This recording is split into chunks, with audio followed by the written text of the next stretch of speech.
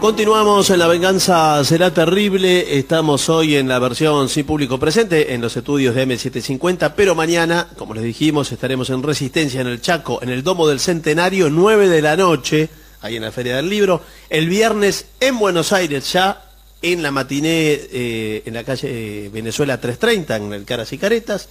Y el sábado, a las 9 de la noche, los esperamos en Luján, en el Teatro Trinidad Guevara.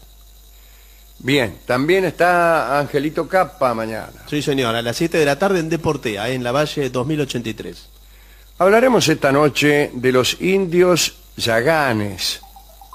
Vamos a ubicarnos entonces en 1826, cuando el gobierno inglés envió a América del Sur dos buques hidrográficos, dos buques destinados al relevamiento geográfico y científico. Se llamaban el Adventure y el Beagle. Iban provistos de los más modernos aparatos científicos, en fin.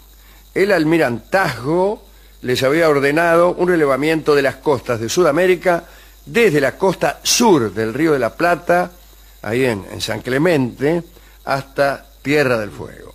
Tardaron 10 años en cumplir esa orden.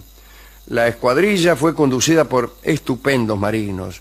Sus nombres han quedado inmortalizados en la geografía. El más favorecido fue el comandante Fitzroy, que ligó, qué sé, un islote, un canal, un cerro y una calle, paralela a la de un amigo suyo que se llamaba Amadeo Bonpland. Otros dieron nombres a otros accidentes geográficos. Ahí está el piloto Kirk a un canal. Con ellos también viajaba nada menos que Charles Darwin, que también tiene su canal. Los barcos también prestaron su nombre a accidentes geográficos, por ejemplo, el Beagle. El trabajo que hicieron fue extraordinario y también incluyó algunos intentos más bien patéticos de civilización y evangelización de los indios que vivían en los canales fueguinos. ¿Qué indios vivían en los canales fueguinos? Bueno, estaban los alacalufes, los yaganes, y estaban los onas, que vivían más bien en la isla grande de Tierra del Fuego. Los indios elegidos para civilizar fueron los yaganes, que se llamaban a sí mismos yamanas. En general los indios no suelen llamarse a sí mismos como uno les llama, o como les llaman los blancos. Ahí tiene usted a los famosos indios pampas, ni idea tenía de que ellos eran los pampas. Asimismo se llamaban los het, una palabra que quería decir la gente. Ellos eran la gente. Bueno, la vida de los yaganes era miserable. De tanto estar agachados a la vera del fuego, digo, de tanto estar agachados es un lindo comienzo y que revela ya el principio de una vida miserable, ¿no? Habla un yagán, por ejemplo, y canta. Sí. De tanto estar agachado, y es un buen comienzo para una vida. Sí. De tanto estar agachado a la vera y la fogata, se me curvaron las patas. No está mal, no está mal, de tanto estar agachado. Bueno, el caso es que de tanto estar agachados a la vera del fuego, o en el fondo de la canoa, los yaganes tenían un torso muy desarrollado, pero apoyado en unas piernas raquíticas. Esto debe servir de consejo a aquellos que se agachan demasiado, ¿no? Por ejemplo, los jardineros que andan siempre agachados. Oficio de agache. Bueno, los yaganes, para defenderse del frío, se cubrían el cuerpo con una capa de grasa de ballena, lo que les garantizaba un hedor insoportable. Imagínense, el tipo cubierto de grasa. Más el fuego. La mayor parte del día la pasaban acurrucados en unos refugios de ramas cubiertas por pieles y, como se ha dicho, una gran fogata interior, ¿no? Allí permanecían hasta que, no sé si decirlo, ¿no? Dígalo. Pero los excrementos y los restos de comida tirados en el piso y dentro mismo de la vivienda alcanzaban una altura tal que obstruían el orificio de salida, si me permiten la expresión, ¿no? Bien, entonces se mudaban a otra casa. En vez de limpiar, se mudaban.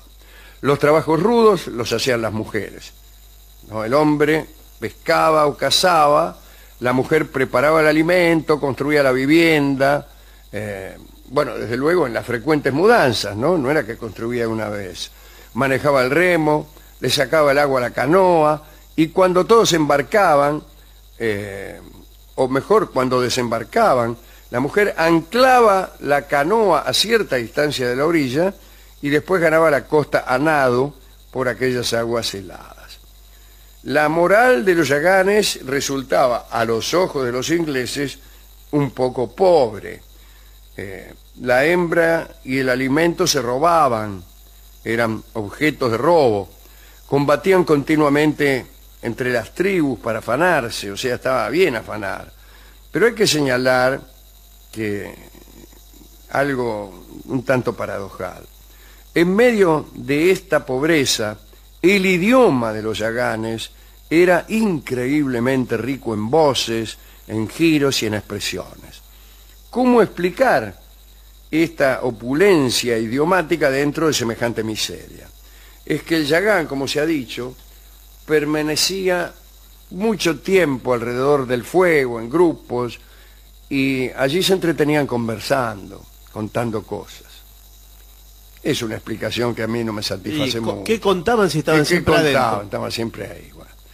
El lenguaje era, según dicen, originalísimo y por esa razón de muy difícil captación. Por lo pronto no tenían escritura y desconocían la existencia de la palabra. ¿Qué quiero decir?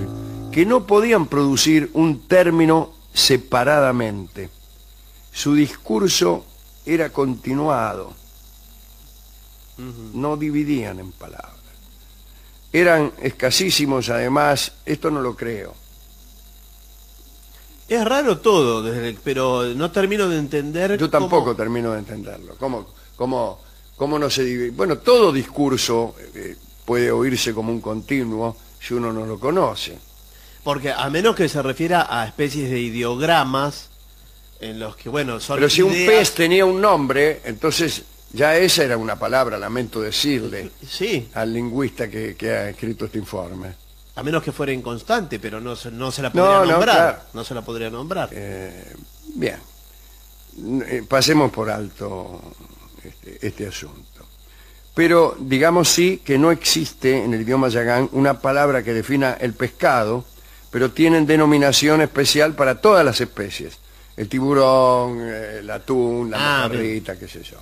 Pero no hay una que diga pescado. Bueno, se trata de un idioma que no es analítico. Claro, y además que puede ser, no conozco el idioma, pero eso no es complejo, es al revés. Es al revés. Es rústico. Los idiomas ricos son los que tienen una organización lógica. Claro. Los que son analíticos. Tienen generalidades, particularidades. Cuanto más analítico es un idioma, más rico es. La cantidad de palabras no tiene nada que ver. Es curioso que digan que no conocían la existencia de la palabra, cuando el reverendo Thomas Frisch, años después, hizo un diccionario yagán inglés, con 32.000 términos.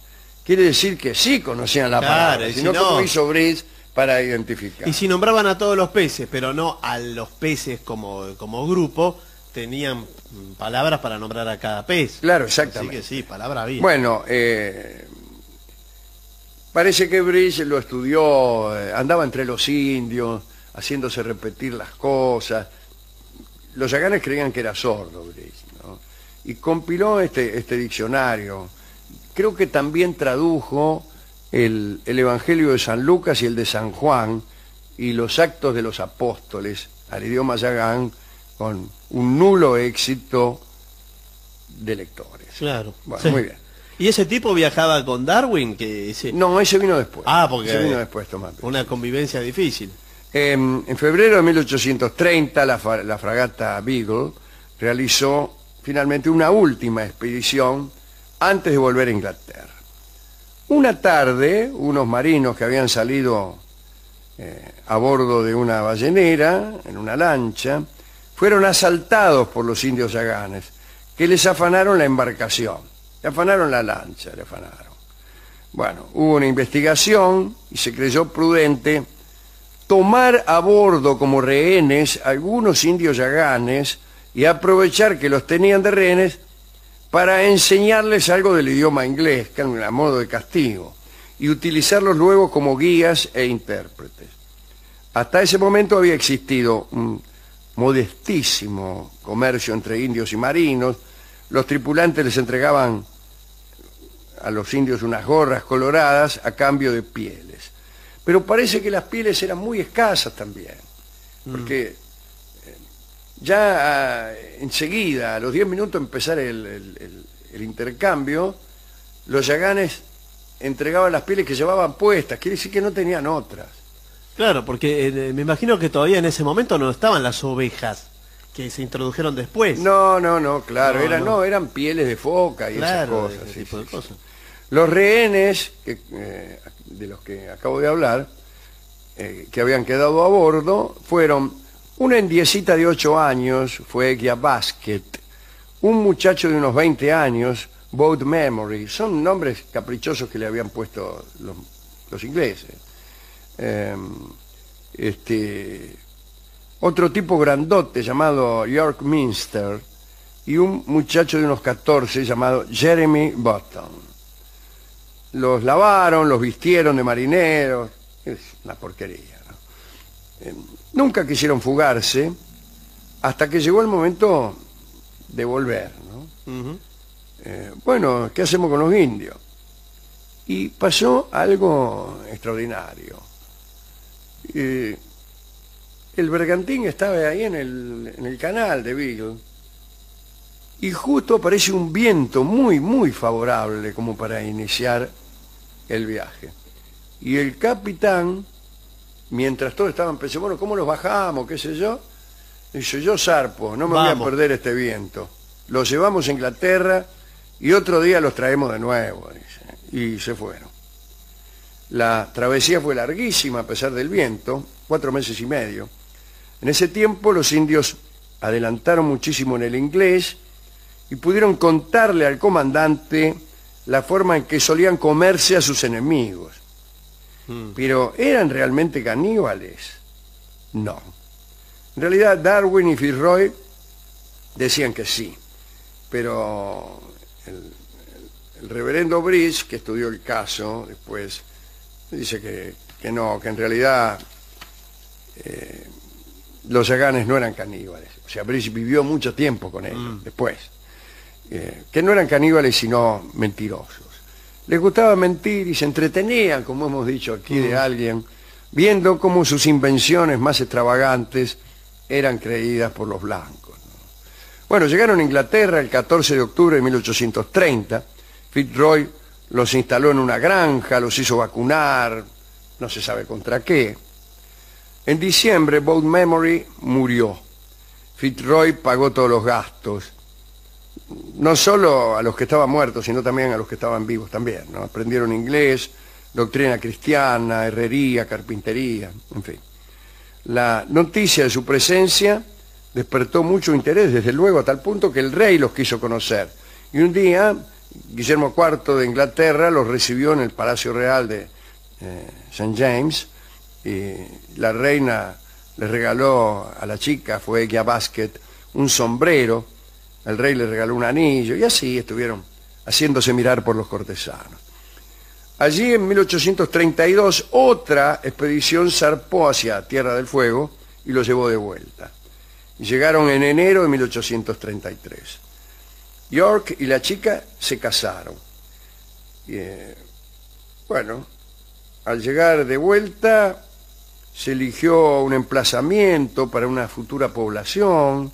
Se construyeron refugios, algunas casas, una casa incluso para los novios. Allí les enseñaron a labrar la tierra y los yaganes, los viajeros, ¿no? Se encontraron con su familiar, se reencontraron. Apenas si se saludaron, parece. Quién sabe si tenían idea de la continuidad de esas personas, digo yo, pensando. Bien. El caso es que Fitzroy dejó allí un misionero, Richard Matthews, y se fue. ¿Qué iba a hacer? Se las tomó. Ahora bien, cerca de esa población nueva que habían construido los ingleses y algunos yaganes amigos, había como 100 o 200 yaganes que eran medio retobados, ¿no? Los ingleses se fueron, andaban recorriendo por ahí la zona y un día desde el barco vieron unos indios que llevaban puestas ropas y paños que ellos le habían dejado al mencionado Matthews, ¿no? Al tipo que estaba a cargo, al reverendo. Entonces Fitzroy regresó a la población, se enteraron de que los indios habían acosado a Matthews, que le hacían continuos pedidos, le robaban todas las cosas.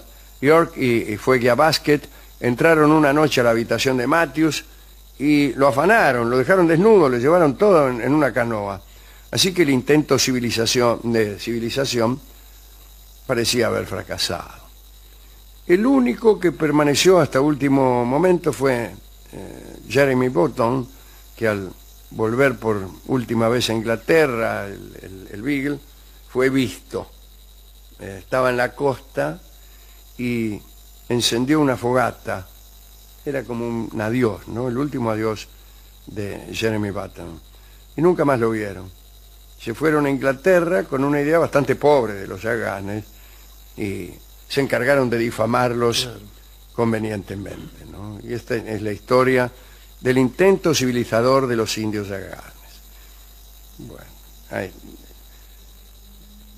alguna vez tendremos que hablar de los onas. Aquí hemos hecho alguna vez una charla acerca del último ona, que creo que era una mujer y que murió no hace mucho, hace relativamente poco, digo, en nuestros tiempos. Así que ya no hay ni el último ona. Y no sé cuál habrá sido el último yagán, ¿no? Bueno, no tiene mucha importancia, pero sucede que el último de la lista siempre tiene una dignidad que el penúltimo ni se sueña, ¿no? Así que, curiosa esa cultura de nuestro pensamiento. El último amor, uno habla del último amor, a lo mejor el último fue realmente flojo comparado con los anteriores. No siempre la vida repite simetrías ni protocolos artísticos. Quizá nuestro mejor amor fue el tercero, no el primero. Y por ahí el que creemos que fue el primero fue el segundo, porque nos olvidamos de uno. Quiero decir que la construcción que nuestro romanticismo hace del pasado es seguramente falsa. Así que, ¿para qué estas recordaciones si ni siquiera estamos ciertos de haber sido lo que nos parece que fuimos? De todos modos, en atención a esta costumbre de dignificar a las últimas cosas y en homenaje al último yagán, quien quiera que haya sido, escucharemos esta noche el último organito.